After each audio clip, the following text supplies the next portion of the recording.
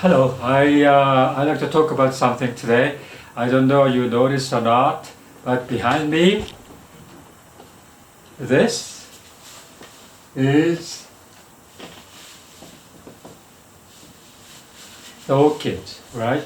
This particular variety is Neostylis.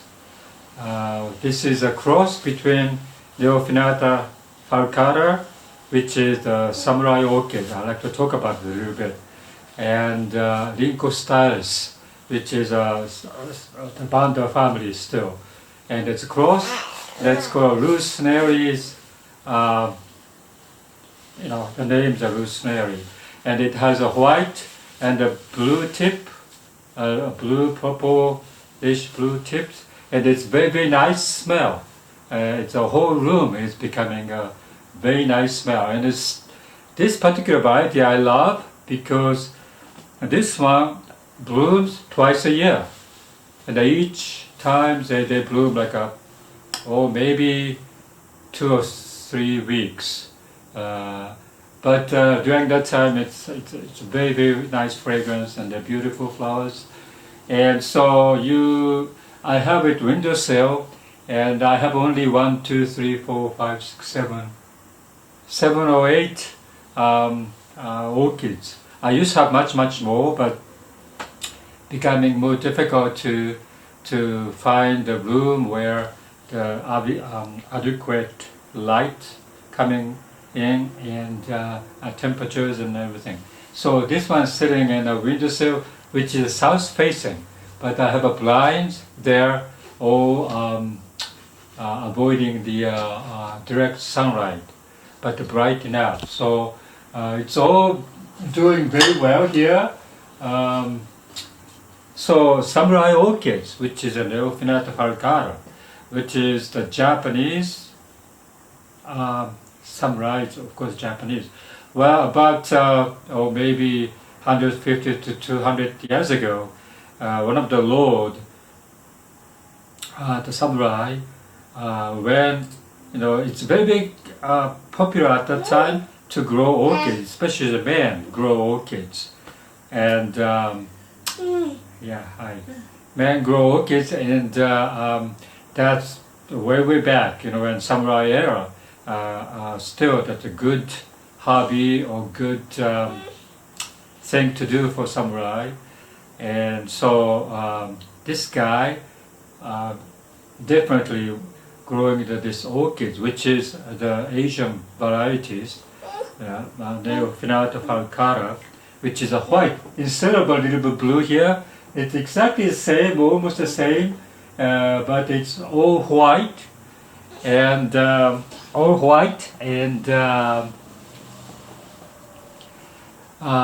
beautiful, nice fragrance. And so I had a success, and much more difficult than this particular variety. This is a cross, so it's not a Neostylis falcata. But anyways, this samurai, when he went to the battle, the battle and the samurai battles, they all go together and they just fight with horses and the swords. And this particular samurai had this particular flowers. Okay, put it in his or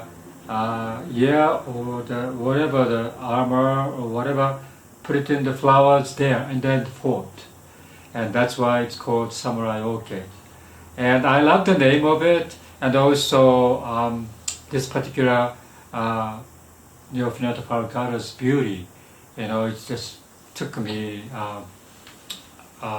with delight, and I started to grow. But in the U.S., it's kind of difficult to get the specimen, and you can get it kind of expensive, but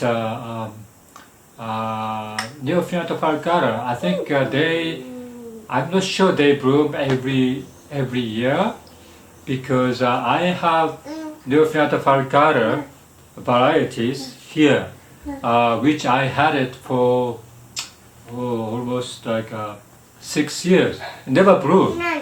But this spring, it bloomed very, very nicely, very fragrant, beautiful.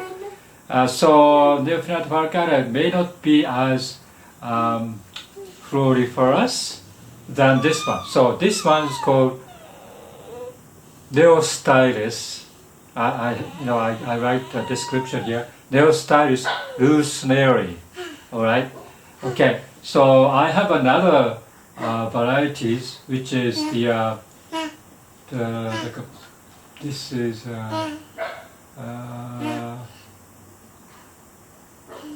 Ascophynaceae, and this is also the cross between I think the Neostylis falcata and the Asco or something. Okay, the Vanda family, and this one is a pink, and this one is also this one I had it probably about 2 years. I bought it in a local grocery store, and it's about $10, kind of cheap. But it was a beautiful purple flower, and this year, this particular the orchid, this is Pharynopsis, right? Of course, Pharynopsis is very, very most common orchids you can get. Pharynopsis bloomed like from January to almost like August. It never died. The flowers stay there for more than 6 months. Oh gosh, it was amazing. So if the condition is right, I think they last. Pharynopsis last pretty much like 3 or 4 months. Flowers last not long, but this guy lasted like 7 months. And so wow, I was amazed. So it's worthwhile to have Pharynopsis. If you are novice or if you don't have any experience in orchids, I just recommend you just go to the grocery store or somewhere and to buy the Pharynopsis orchid. Okay. So it's very worthwhile things to do. But the care, you have to make it always moist, right? But not wet, and that's a difficulty there. I usually do just water this thing and completely drain once a week, and then put it in this cup here, and that's what I do. And hopefully this is gonna bloom again. And other orchids, it is kind of difficult to make it flower again and again, but at least you have a nice lit area in your house.